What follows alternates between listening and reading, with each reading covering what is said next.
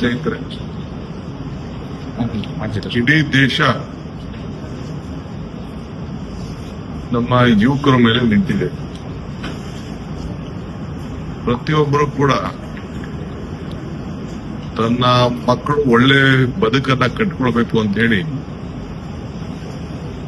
ಎಲ್ಲರೂ ಕೂಡ ಒಂದು ಆಸೆ. ಇಡೀ ಇವತ್ತು ಭಾರತದಲ್ಲಿ ಎಲ್ಲರೂ ಕೂಡ ನ್ಯಾಯಬದ್ಧವಾದಂತಹ ಬದುಕನ್ನ ಕಟ್ಕೊಳ್ಳಿಕ್ಕೆ ಬಹಳ ಕಷ್ಟ ಆಗ್ತಾ ಇರೋದನ್ನ ನಾವೆಲ್ಲ ನೋಡ್ತಾ ಇದ್ದೇವೆ. 25 ಲಕ್ಷಕ್ಕೂ ಹೆಚ್ಚು ಜನ ವಿದ್ಯಾರ್ಥಿಗಳು ಪರೀಕ್ಷೆಯನ್ನ ಬರೆದಿ ಕಷ್ಟಪಟ್ಟು ಓದಿ ತಂದೆ ತಾಯಿಗಳ ಸಹಕಾರ, ಶಿಕ್ಷಕರ ಸಹಕಾರ, ಮಕ್ಕಳ ಆಸಕ್ತಿ ಎಲ್ಲರೂ ಕೂಡ ಒಂದು ಬದುಕಿನಿಂದ ನಮ್ಮ ಜೀವನ ಎಲ್ಲರಿಗೂ ಉದ್ಯೋಗ ಸಿಗ್ತದೆ ಅಂತಲ್ಲ,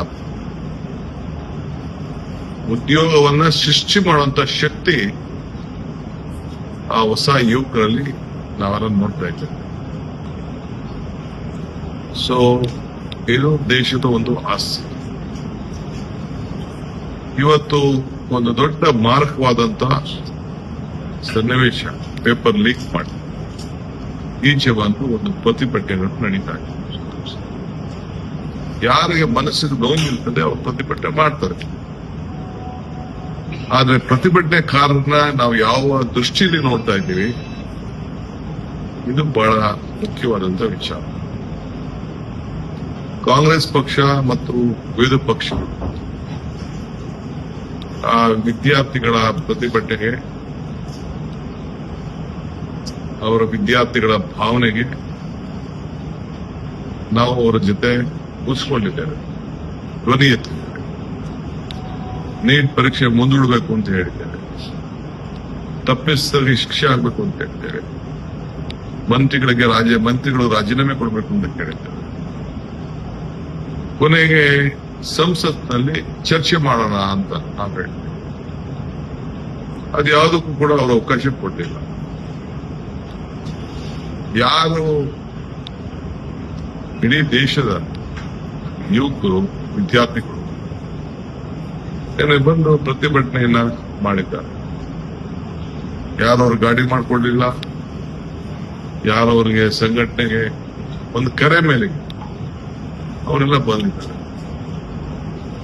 ಅವರೆಲ್ಲ ಮೌನದಿಂದ ಅವರ ಮೆರವಣಿಗೆಯನ್ನು ವ್ಯಕ್ತಪಡಿಸ್ತಾ ಇದ್ದಾರೆ.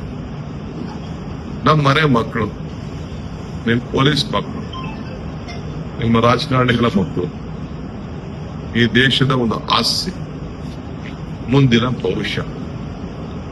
ಅವರಿಗೆ ನೀವು ಒಡ್ಸ್ತಾ ಇರೋ ರೀತಿ ನೋಡಿದ್ರೆ ನಿಮ್ ಮಕ್ಕಳ ಮೇಲೆ ಬಿದ್ದಂತ ಏಟಲ್ವಾದು.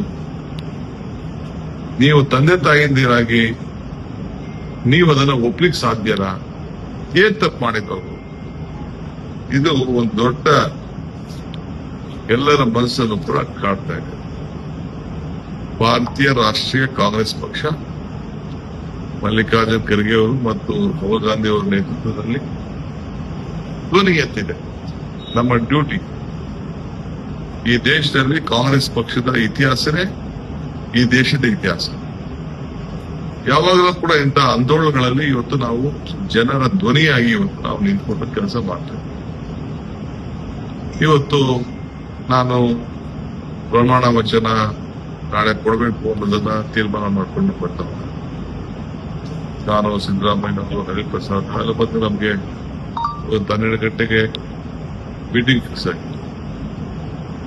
ಸೊ ಕಾರಣಾಂತರದಿಂದ ಆ ಸಭೆ ನಡೀಲಿಲ್ಲ. ನಾಳೆ ಆಗ್ಬೇಕಾಗಿತ್ತು. ನಾನು ಗೌರವ್ ಕೂಡ ಮುನ್ಸೂಚನೆಯಲ್ಲಿ ನಾನು ತಿಳಿಸಿದ್ದೇನೆ, ಈಗ ಮುಂದಕ್ಕೆ ಹೋಗ್ಬೋದು. ಯಾಕೆಂದ್ರೆ ಇನ್ನ ನಮ್ಮ ನಾಯಕರುಗಳೆಲ್ಲ ಬಂಧನಕ್ಕೊಳಗಾಗಿದ್ದಾರೆ. ನಾವು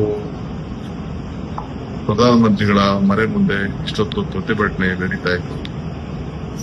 ಎಲ್ಲರನ್ನು ಬಂಧಿಸಿದ್ರು, ಬಹಳ ಅಸಭ್ಯದಿಂದ ವರ್ತನೆ ಮಾಡಿದ್ರು, ನನ್ನೂ ಕೂಡ ಎಳೆದಾಡ್ಲಿಕ್ಕೆ ಪ್ರಯತ್ನ ಮಾಡಿದ್ರು.